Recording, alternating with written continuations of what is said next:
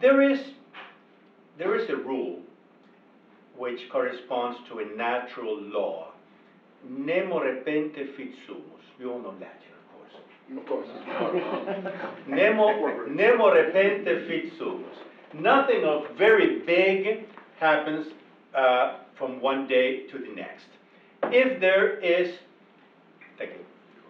is such a radical manifestation of the revolutionary spirit, it's obvious that it has a very long preparation behind it. If we got to the point in which we could have the so-called Pachamama Synod, in which the Pachamama idol was adored inside the Vatican, and I say adored because they actually bowed and they actually made religious ceremonies adoring this idol. Then they took this idol on the shoulders to the church of Santa Maria in Traspontina, which is about 2 or 3 blocks away from the Vatican. So you see bishops and cardinals dressed as bishops and cardinals carried on their shoulders the Pachamama idol. This cannot have happened from one day to the next. Now, there is a widespread idea, or a widespread perception, I would say, that everything began with the Second Vatican Council. The Council, that's the origin of all the evils that we have. As if one day before the Council, it was paradise, and the day after, it was hell. I mean, things don't happen like that. Things don't happen like that. So there's a very, very long history behind all these manifestations of progressivism. And in my book is called Liberation Theology, but half of the book is dedicated to the history of the roots of liberation theology.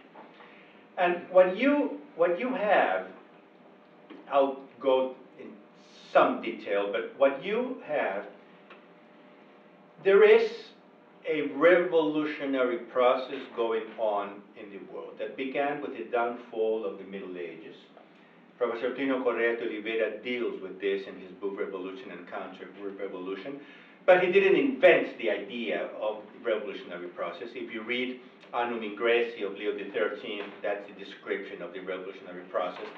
If you read several homilies by Pope Benedict, so quite recent, about the revolutionary process in philosophy, etc., it's something that belongs to the magisterium of the Church.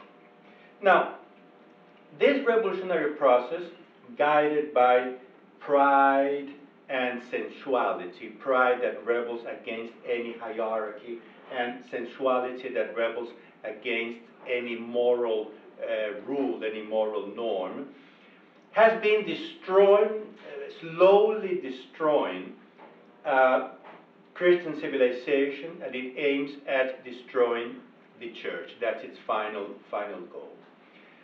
So this has been going on already for at least 6 centuries. As I said, this has been perfectly well studied by the magisterium of the Church and by many authors.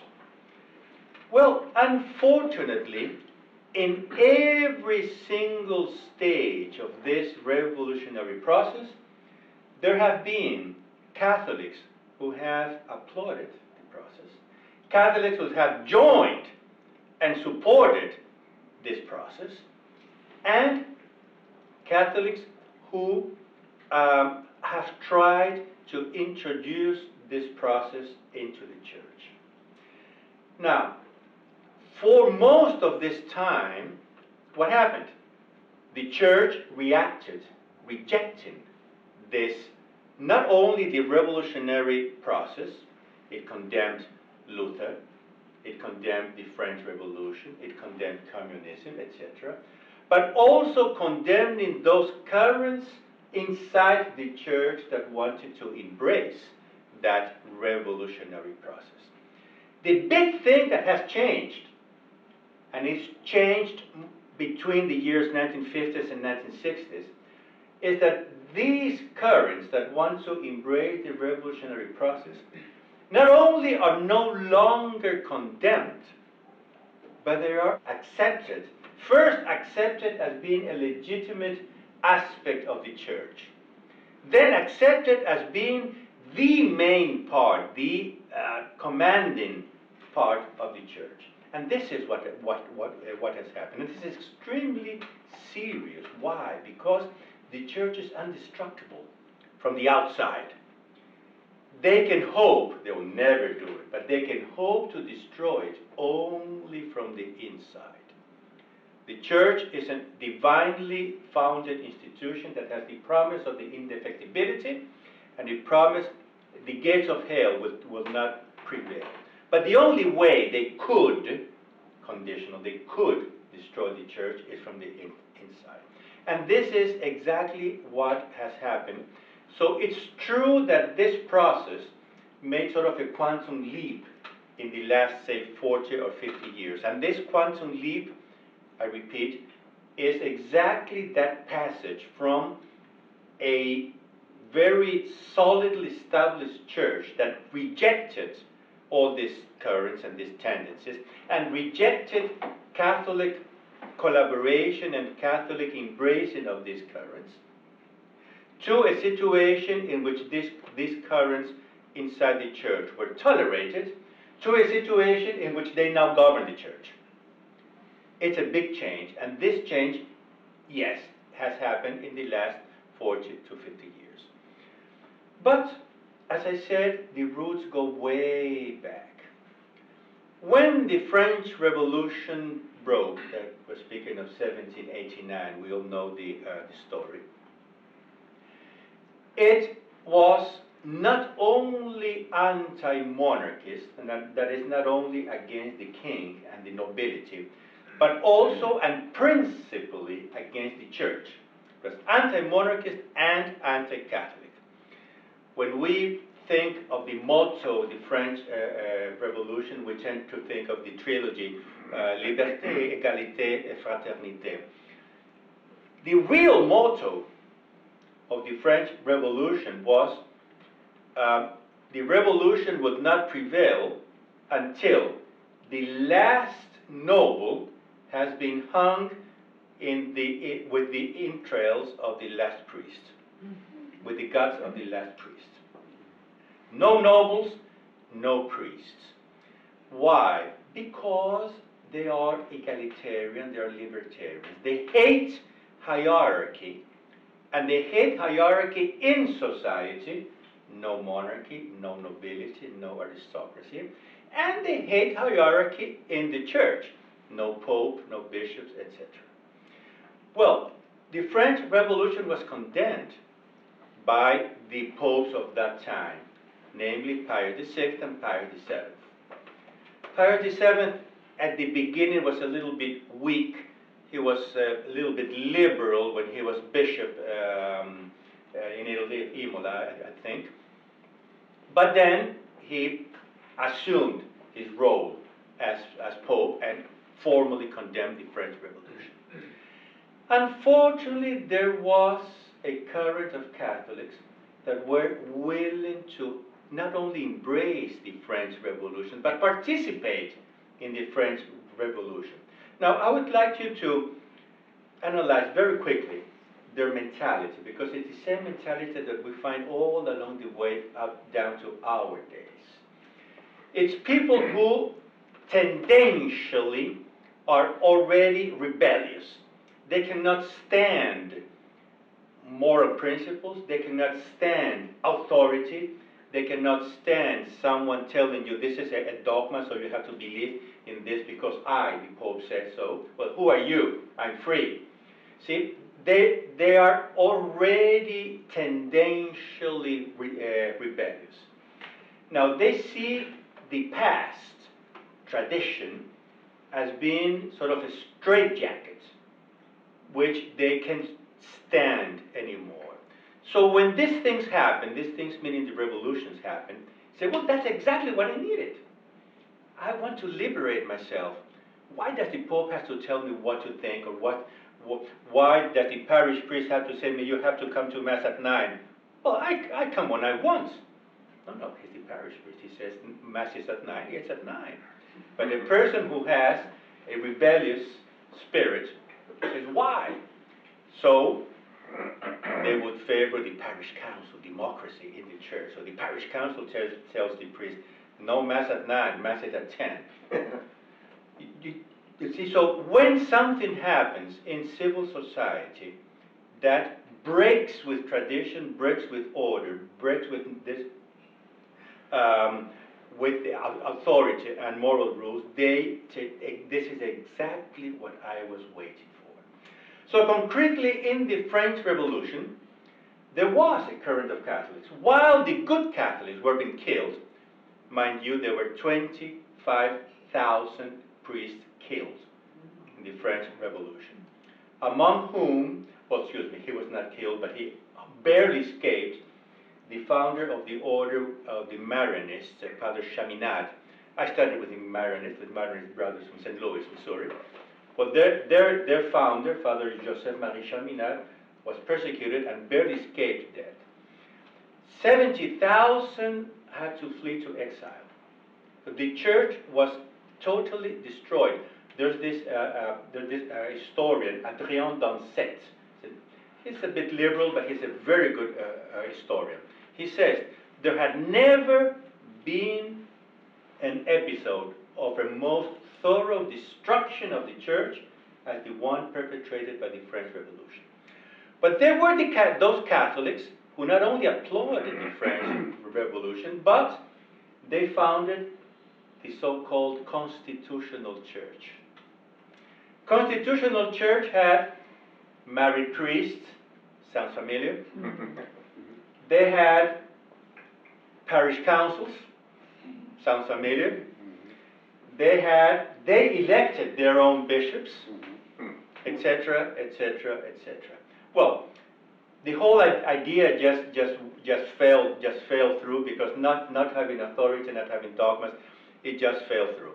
But the idea of reconciling the church with the revolution continued, and this gave way to what's called liberal Catholicism. I'm telling the story very, very summarized, very fast. Liberal Catholicism. Liberal Catholicism is nothing more, nothing less than that the current of those Catholics who embraced the ideals of the French Revolution, interpreted the ideals in a revolutionary sense, in an egalitarian and libertarian sense. The founder, a guy called Félicité de Lamennais, maybe you've heard about him, he's a very important figure. He wrote a book embracing not only the ideals of the French Revolution, but the 1830 Revolution, against which spoke Our Lady of the Miraculous Medal. Remember the apparitions of the Rue du Bac. She said there will be a revolution, the legitimate king will be overthrown, etc., etc., and that happened. He wrote a book called The Church and the Progress of Revolution, in which he said the church has to be revolutionary. The great sin of the church, he said, is not to be revolutionary. Now, of course, by saying revolutionary, he was understanding the liberal revolution, the French Revolution. Pope Gregory XVI, a greatly unknown pope, but he was a very, very good pope, Gregory XVI, he condemned Lamennais. Lamennais answered with a very insolent book, Paroles d'un croyant, Words of a Believer, and Gregory XVI excommunicated him. If you read Lamennais' newspaper called L'Avenir, the Future, which by the way is the name of the Italian bishop's daily, L'Avenire, they copied it from that, you will see already all the ideas that today we are suffering from very extremist progressivist quarters, he already proposed them. For example, he launched the first the second actually, Communist Manifesto. Says society is divided between bourgeoisie and proletarian. We have to do a proletarian revolution. That's about 15 or 16 years before Marx in 1848. He was a homosexual. And people who are into the analysis of his psychology explain aspects of his rebellious nature with this conflict with the homosexuality. Well, he defended liberalism, etc., etc. He was condemned. As I said, he was excommunicated, and he died in 1852, sitting in the French Parliament with the socialist left. He died a member of the Socialist Party. But, and this is another element that we will find all along the way, and this is very important, please pay attention. There were more cunning people who disciples of Lamennais, who escaped condemnation by not saying some of the very radical things they believed in but they dare not say, and by saying the things they actually believed in a very slippery way. They began to develop an art that today is very highly developed. The art of saying stupid things in a very slippery way that nobody can catch you. Do the documents of Second Vatican Council contain errors? Yes, this. No, but there's this interpretation. No, but there's the other slippery language. Ambiguities.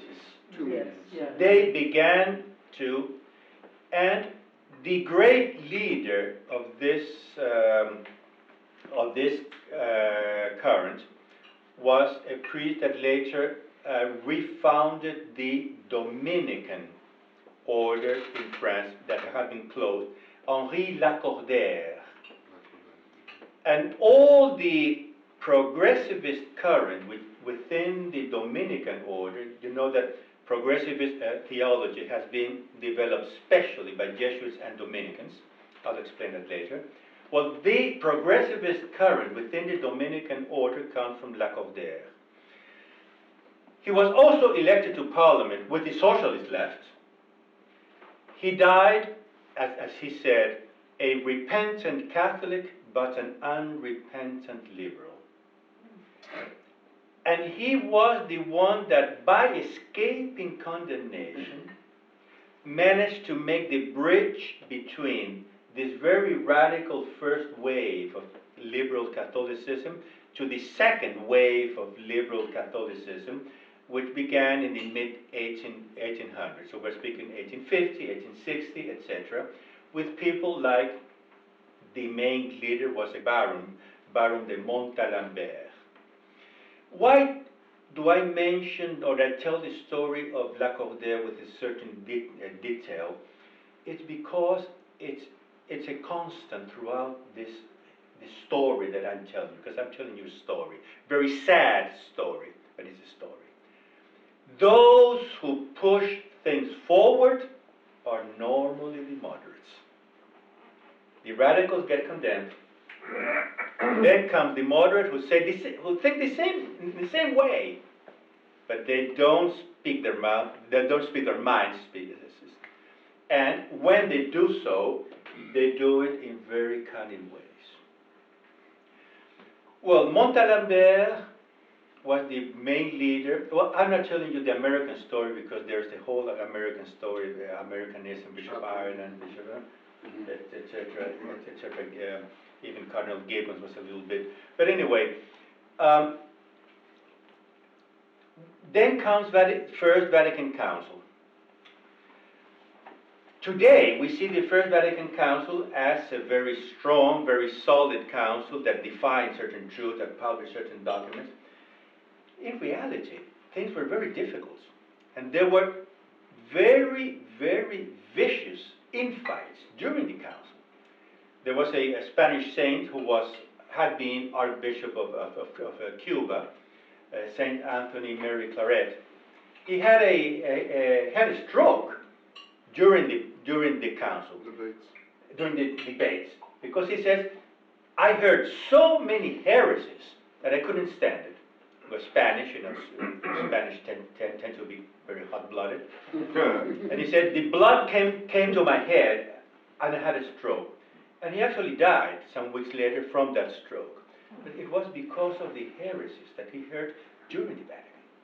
Now, what's changed, or one of the things that changed with Second Vatican Council, that there was Blessed Pius IX, who kept the will solidly in his hands. So then people realized that there was a secret society that united Catholic liberals in their opposition against Pope Pius IX, in their opposition against papal infallibility, in their opposition against First Vatican Council. The existence of secret societies is something that's not part of the conspiracy theory.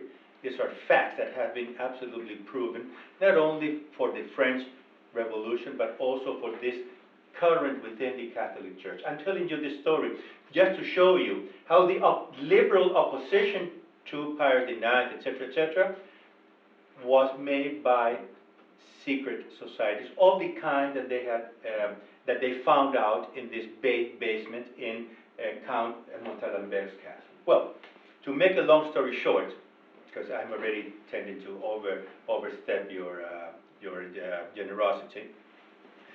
Toward the end of the century, this liberal Catholicism, or Catholic liberal ambience, began to create a whole series of currents, which later Pope St. Pius X will brand modernism.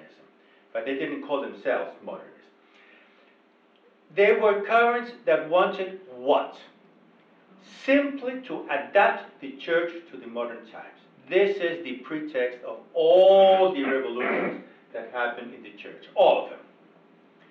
So we speak of social modernism, philosophical modernism, theological modernism, etc. These tendencies began in the Institut Catholique in Paris, under the aegis of Monsignor Dulles, who was the rector of this Institut Catholique. Things were so bad that Father Icard, superior of the largest French order, the Sulpicians, he forbade his seminarians and priests to study in the Catholic university. Well, question, didn't this call the attention of the Vatican? And here we touch a point which takes me back to the role of the moderates. Leo XIII was an excellent pope for his doctrinal work. I think that no pope in history has written such a body of encyclicals as Leo XIII. But Leo XIII's policies were totally different from those of Pius IX. There's a very interesting book of Father Alec Vidler of Cambridge University. He's a great historian of the church. He said, what permitted the modernist phenomenon was the change of policy in the pontificate of Leo XIII. Not the change of doctrine, the change of policy. He said he introduced a fundamental optimism regarding the age. Remember this phrase, a fundamental optimism regarding the age, which caused him also to do a very wrong, and he admitted that it was wrong toward the end of his life, political position called the ralliement, that is the embracing of the French Republic and the denouncing of Catholic monarchism. Anyway, that's politics. Because of this optimism and this ambience of relative tolerance, the modernists could form a very vast movement under the eyes of the Vatican, who did nothing to cut cut short this development. Only St. Pius X later on would do it. Well, what did the modernists say? They attacked the very foundation of Catholicism, which is the idea of revelation. If you destroy the idea of revelation, you destroy all of the Catholic doctrine, all of the Catholic faith. It's like putting a bomb at the foundations of a building. You can destroy a building by destroying floor by floor, or just bomb the foundation and down it goes. If you destroy the idea of revelation, you destroy the very foundations of the faith. And they said that we cannot have any certainties, any intellectual certainties, and therefore any faith, any certainties of faith. The only thing that we can have is the certainty that we feel something inside. So God is an energy, they said, that flows inside me, giving me what they call the religious sense. And religion is nothing else but the externation of the religious sense. What's a dogma? Dogma is an intellectual formula that expresses the religious sense in a certain time, in a certain context. But the religious sense changes. So dogma changes, the church changes, everything changes. Once you destroy the idea of revelation, you destroy everything. Years later, St. Pius X began to condemn modernism in several encyclicals, allocutions, etc. Sort of saying, hey, you're going the wrong way. First encyclical, Piene l'animo, 1903. His first encyclical. You are going the wrong way. Watch out.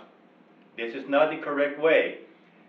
Allocution in 1904. He said, you are synthesizing all the heresies that has existed, which is the formula he would later use in the Pascendi. But he began, you see, people tend to think, bad people tend to portray St. Pius X as being very stern, very dictatorial. He began by advising, saying, look, you are going the wrong way. He didn't condemn anybody. He simply put forward what Catholic doctrine was. They didn't accept what he was teaching.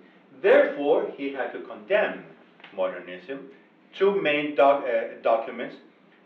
First, Decree Lamentabili Sane Exitu, July 1907. Second, the September 1908, the Pascendi Dominici Gregis, in which he calls modernism the synthesis of all heresies. The original Latin text is much stronger. Omnes hereses coletanium, which literally translates the sewage into which flow all the heresies. The modernists, what did the modernists do? The modernists, I will go a little bit faster from here onwards. The modernists already formed a secret sect. If you read Antonio Fogazzaro's, his Italian modernist book, The Saint, Il Santo, he says we have to form a Catholic masonry, the masonry of the catacombs. See, we cannot organize. We shouldn't organize, because we are very, very precious fish. And you see that the eye of the supreme fisherman, St. Pius X, and the eye of the vice fisherman, Cardinal Merry del Val, are looking at us. So we have to swim separately, but we have to form the masonry of the catacombs. Well, when St. Pius X condemned them, what did they do? They receded even more into secrecy. In 1910, St. Pius X publishes the Motu Proprio Sacrorum Antistitum, in which he again condemns modernism. And he says the modernists have not ceased to seek the destruction of the church, and they have receded even further into secrecy, forming a clandestinum fedus, a clandestine federation. And there's a very interesting letter of a modernist who was condemned and excommunicated, Father George Tyrrell. He was Irish-English. Jesuits. George Tyrrell writes a letter to an Italian modernist, Father Genocchi, and he said, "This Pope crushed us. We're finished. Our time will come in 30, 40, 50 years, when, through a silent and secret work, we will have gained for our side a larger portion of the church." So they receded into clandestinity. Then came Benedict XV, who condemned modernism again, and even in harsher terms than St. Pius X. But he reinstated all the condemned modernists to the former jobs, to the former posts. And if you see the letters of the modernists, so their letters, it's not me saying, it's not an historian interpreting, I don't know what. They said, we are breathing again. This is a real palace revolution. Palace meaning the apostolic palace revolution. Well, then came the war, First World War, so things where the attentions of people were attracted elsewhere. They continued to concoct these doctrines. If you read a very interesting interview, Father Chenu, Marie-Dominique Chenu, Dominican, from this current founded by Father Lacordaire, he tells his story, and he said, we began to reformulate, not restructure, reformulate the doctrines in order to avoid the condemnation of he said, Pius X. Our forefathers were very imprudent. Let's not repeat that error. And there's a story of a countess, a French countess, Cécile de Cordieu. She was a modernist. In 1920s, she was having lunch in an abbey, in a French abbey, which was known for being a modernist hotbed.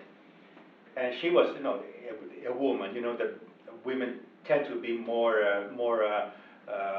lively. So he was, because modernism and modernism and modernism. And the abbot said, shh, madame, don't say that word. But as for the rest, go on. Pour le reste, allez-y. Allez-y. But don't say that word. Well, this is 1920s.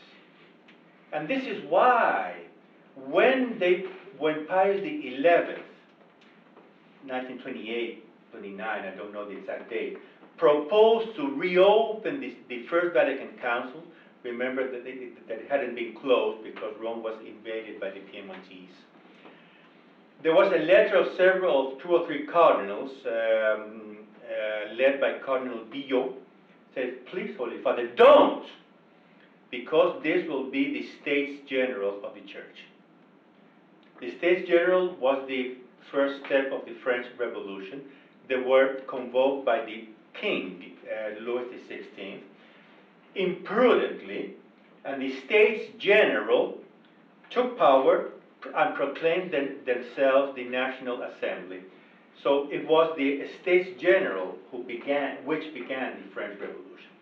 And they said, Holy Father, please don't reopen the First Vatican Council, because it will be a Second Vatican Council, and it will be the States General of the Church. 1928-29, more or less that time. Because he knew that the modernists were concocting this. Well, they began to raise their head. They began to take take their heads out of the water, so to speak, in the 1930s with the so-called theological problem. In 30 seconds.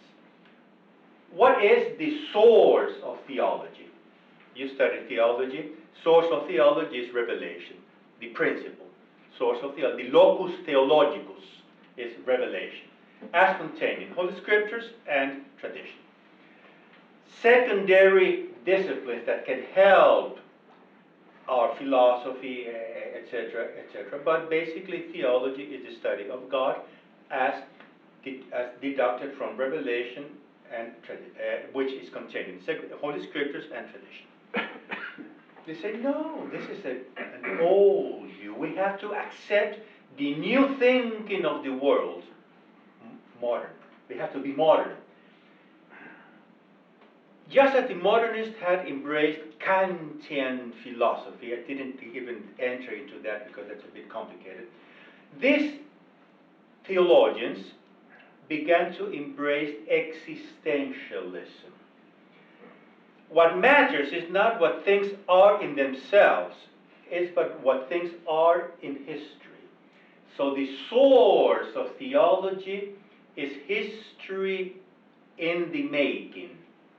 Again, I could explain it in depth, but let's just go fast forward because if not, we will never make it. And they were very, very cunning, just because they had learned the lesson. They had learned the lesson. They published some books which were condemned.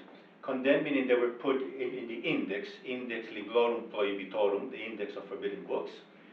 But their real doctrines circulated in mimeograph texts. Not clandestinely, but from hand to hand. So they began to infiltrate the seminaries. They began to infiltrate Catholic universities. They began to infiltrate the Catholic world. And when years later Pius XII condemned this, calling it Nouvelle Théologie, New Theology, he says in the encyclical Humani Generis, 1950, the real doctrines are found in mimeograph texts. Anonymous, who published, who printed them, nobody knows but this. So whole generations of priests began to be formed. There were the official books, and there were the mimeograph texts. So first, but today the official books are the mimeograph texts. And that's what I said. At first they were rejected, then they were tolerated, then they were predominant. And that's what happened. Now basically the theologians of this current came basically from the Jesuits and from the Dominicans. The Dominicans, especially Les Olchoirs, was a Dominican theology faculty, which comes from Lacordaire, to which was opposed the Toulouse province of the Dominicans. So there was much infighting in the Dominican order. The good ones, for example, Father Garrigou Lagrange, if you have the opportunity of reading his books, they're densely theological, but he's very clear.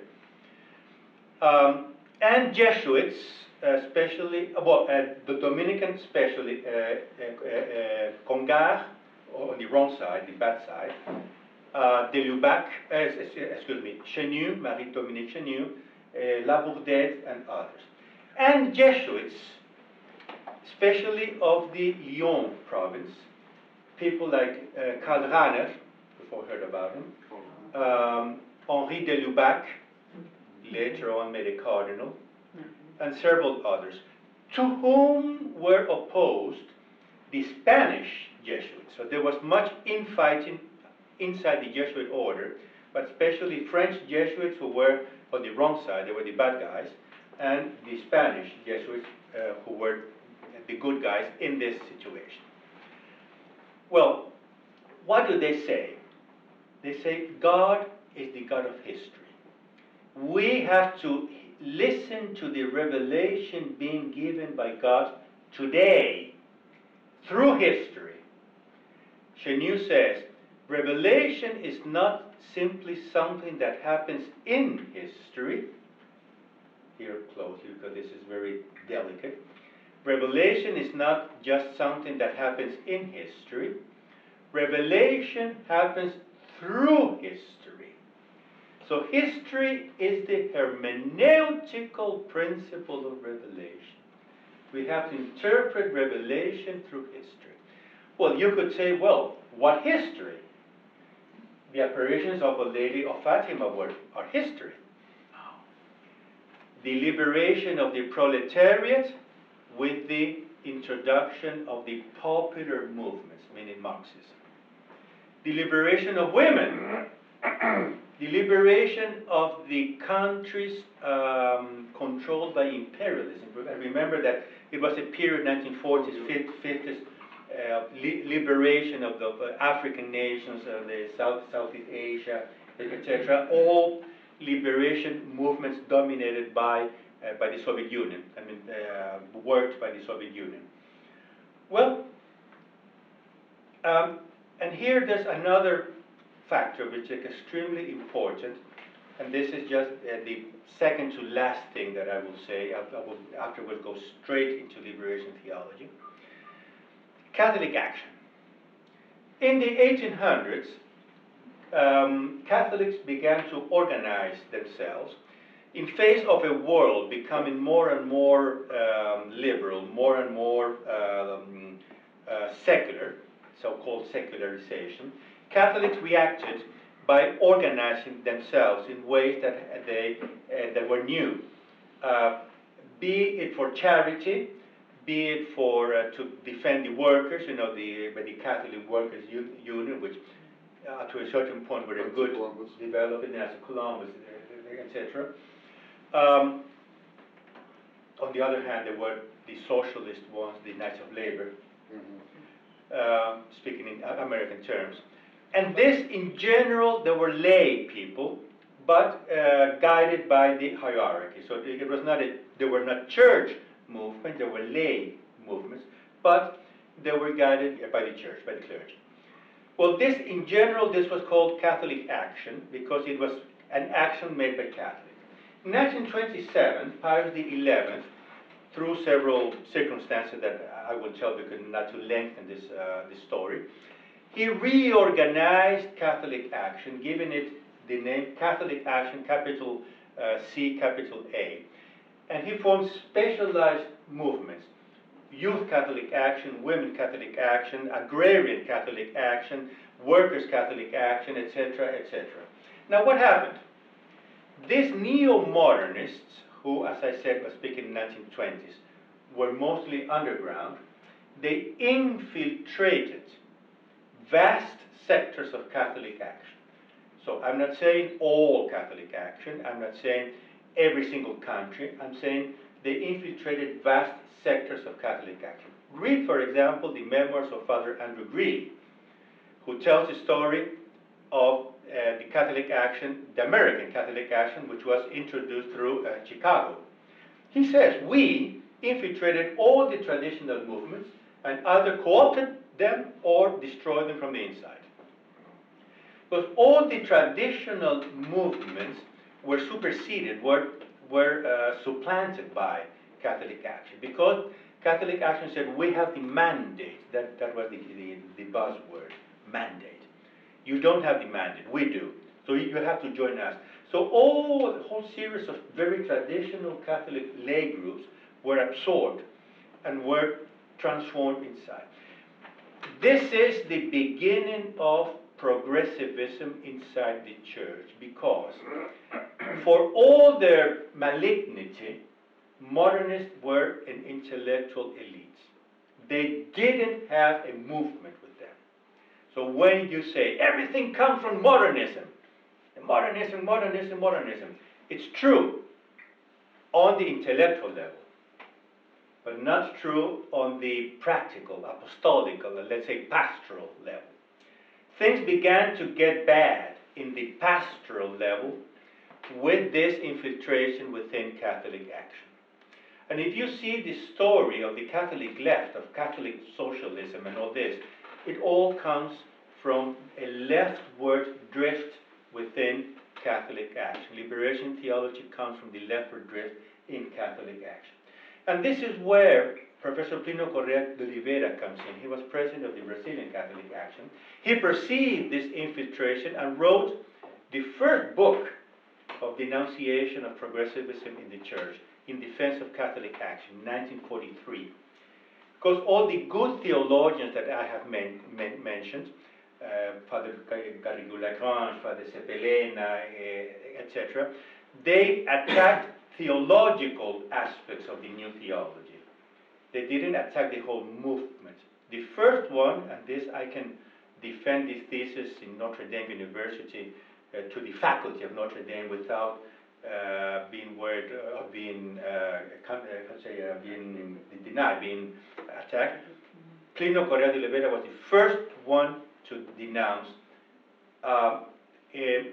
360 degrees the crisis in the church, 1943. Well, Pius XII condemned this new theology, several allocutions and then an encyclical, but he didn't excommunicate one single person. So the worst condemnation was inflicted on Father Congar. He was exiled 2 years in Holy Land, and that was it. Fast forward, we find all these new theologians as periti during the Second Vatican Council. Super organized, super prepared, super everything, while the conservatives were not prepared. And this is why a council that had a conservative majority ended as it ended. Because the conservatives were not prepared. The leftists were. Liberation theology, and I go straight to the Pachamama Synod. Liberation theology was born out of the leftward drift in Catholic action. All the first generation of liberation theologians, all of it, were chaplains of Catholic action. Father Gustavo Gutierrez was chaplain of Catholic action. What did they say? Latin America was being attacked because the Soviet Union, through the Comintern, made a worldwide plan for communist domination. And thanks God there was, on the strategical level, the United States that put a break on that, because if not, they would have conquered the world. Part of their plan was the conquest of Latin America. First Cuba, and from Cuba they began to expand. So in all of Latin America, starting in the late 50s and 1960s, there were tendencies to establish communist or socialist governments in all the continents. These people who were already part of the left wing of Catholic action said, this is our chance. We want to jump into this revolution and participate in this revolution, bringing as many Catholics as we can into this revolution, which I remind you was the communist revolution. And they began to literally concoct a pseudo-theological justification for the participation of Catholics in the communist revolutions. And this is liberation theology, in a nutshell. Father Gutierrez defines liberation theology is the engagement in the political revolutionary process. So it's not a study. You don't study liberation theology. You do liberation theology. Engagement in the political revolutionary process. So this is liberation theology. Now, they did it by applying Marxist criteria, by studying the problems of Latin America through Marxist lens, with Marxist criteria, and naming the conclusions, which were obviously tainted by their Marxist doctrine, theology. Now, Marxism sees society as divided into proletarians who are oppressed, and the bourgeoisie that oppresses. And this is communism. With this, they managed to bring many Catholics into participating in the communist revolutions. Remember the Sandinistas in Nicaragua? That was a confluence of the communist guerrillas with the Catholic guerrillas. Well, already in 1980, I'm really going fast now, excuse me, I tend to speak too much. Starting in 1980, they, meaning the theologians, the liberation theologians, they began to realize that Soviet-style communism was going down the drain. So they began to study the new ways of doing liberation theology.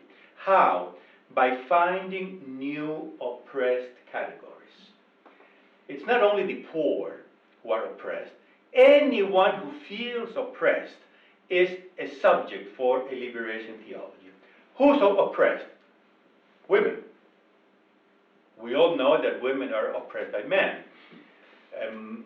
Patriarchalism, masculinism, macho, they are oppressed.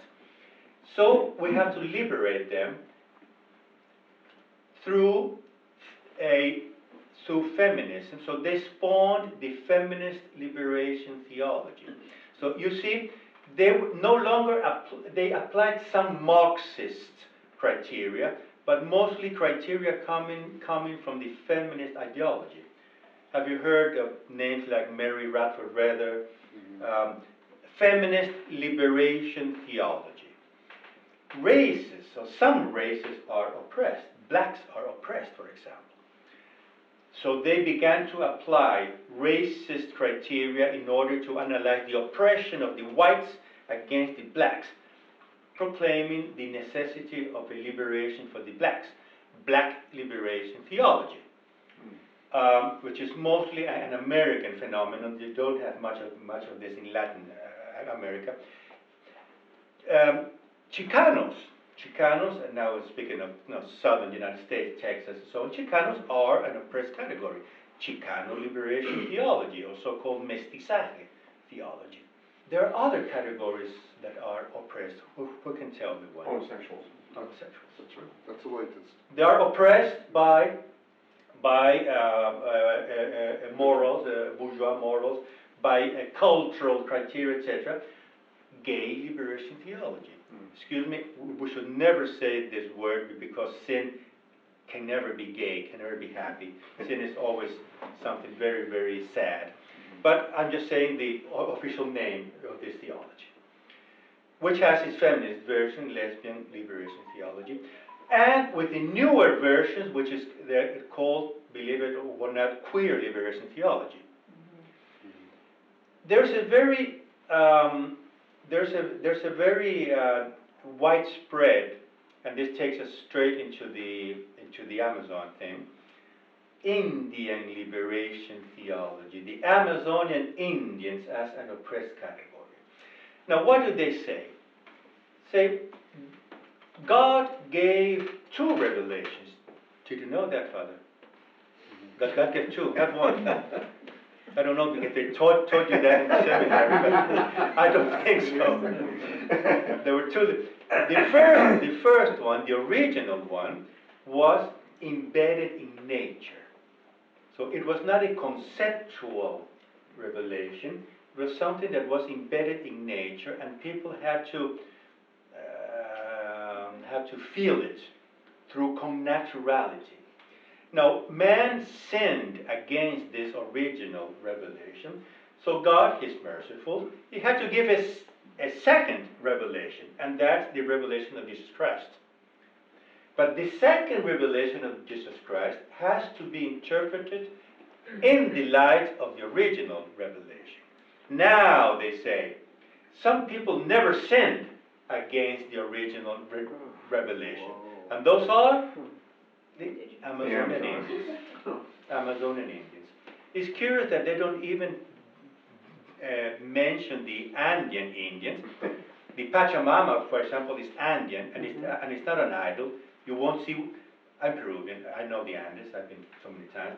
I've never seen one Pachamama. I mean, that was invented. But anyway. So the Indians are the true Word of God for our times. This mixes with another point that goes parallel and merges with this Indian theology.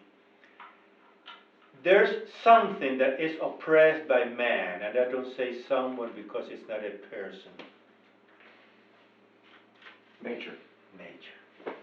Nature. We oppress nature. Man oppresses nature, so nature is a theological subject necessitating a liberation from man's meddling. Eco-liberation theology or liberation or ecological liberation theology. But they go very, very far. Leonardo Boff says, for example, if I let this handkerchief, if I drop this handkerchief, what happens? It falls. If I let it go, it falls. Let it go, it falls. Can it go up? No. Then it's oppressed. It's not free to go up. There's something called the law of gravity. And just as they don't accept the moral law imposed on the homosexuals, they don't accept the law of gravity imposed on them. So Leonardo Boff says we have to liberate the universe from the law that govern it. Now, from liberation to liberation to liberation, one of the last worldwide meetings of liberation theologians in a thing called ITWAD, Ecumenical Association of Third World Theologians.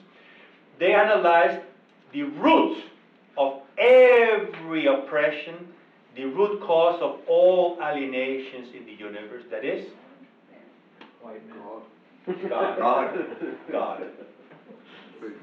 We have to, and they proposed, they couldn't propose a godless theology, so they called it generic theology. Liberate ourselves from God, because God, and in this they are right, God is the source of any order in the universe. Because what we call order is a reflection of divine law. Divine law is the order as it exists in God's mind. And if there is order in the universe, it's because it reflects and participates in the order, in the divine law. So God is the source of all order, of all rule, of all hierarchies, of all laws. Well, if you read the documents of the Synod, and with this I go straight into the conclusion. If you read the documents of the Synod, especially the preparatory ones, because what happened was that there was a very strong reaction, as Thomas said. They were not counting on the reaction, so they had to water down the documents. And you see, as the Synod approached, then developed and ended, the documents have been going from very, very clear to more nuance, to more nuance, to more nuance. The Exhortazione Post-Synodale was announced for December, then from January. Then I read today in LifeSat News that there's a secret letter to all the bishops saying that it will only come in a month's time. I don't know what's going on, but they are obviously not happy with the reaction that happened. But if you read the documents of the preparatory documents and liturgical changes, they want to do an Amazonian Mass, etc., are all aspects of one fundamental and terrible revolution that they want to do inside the church. Now, there was a reaction. Thanks God, there were people, and I'm not saying that it was the TFP because we were one among so many people who reacted, but we were, so to speak, in a pole position, in the sense that we had been studying this for so many years, so it was easy for us to. So that's why LifeSat News and New York Times and Washington Post and everybody was asking us for interviews and material, because we knew about these things. There was this reaction, and now they're having to dance a little bit and to water down their texts. I finished with one exhortation. It's not an apostolic exhortation, but it's an exhortation. All this that I told you is not something to be seen, not something to be heard. It's something to be acted. This is something that calls our very Catholic spirit, our very fact of being Catholics. This is not something theoretical. This is something that is destroying Holy Mother Church. And when we will find ourselves facing God in our private judgments, God will not ask us, how many cars did you own, or how many this and that. Even good things. He will ask us, did you care about my church? Did you care about Catholic faith? What were you doing? You can say, well, I had little opportunity, so I did what I could. Okay, he will accept that. But we have to analyze what are our real possibilities. And we cannot exclude ourselves from any possibility in which we can naturally, not forcing things, but naturally get involved in order to defend our faith. This is something that we will be demanded upon by God when we face, because all of us will have to face God sooner or later, some first, some afterwards. This is the main question God will ask. So, I conclude by saying, please, please, please, don't take these words that I said as a sort of an academic lectio magistralis. It's not a lectio magistralis. It's the explanation of a problem, of a situation that challenges us personally, and in front of which we have to take sides. If we don't take sides, we're already taking sides. I just read a cartoon. This guy was sitting on the fence, and on one side there was his guardian angel. And his guardian angel was saying, come down, come on, come down, come to my side, come on. And he was, on the other side, the devil was just looking at him. And at a certain point, the guardian angel says, well, aren't you calling him to go to your side? He said, he's already on my side. Got it? Being on the fence is already taking sides. Well, thank you very much. Excuse me if I tired you, if I bored you, if I put you to sleep.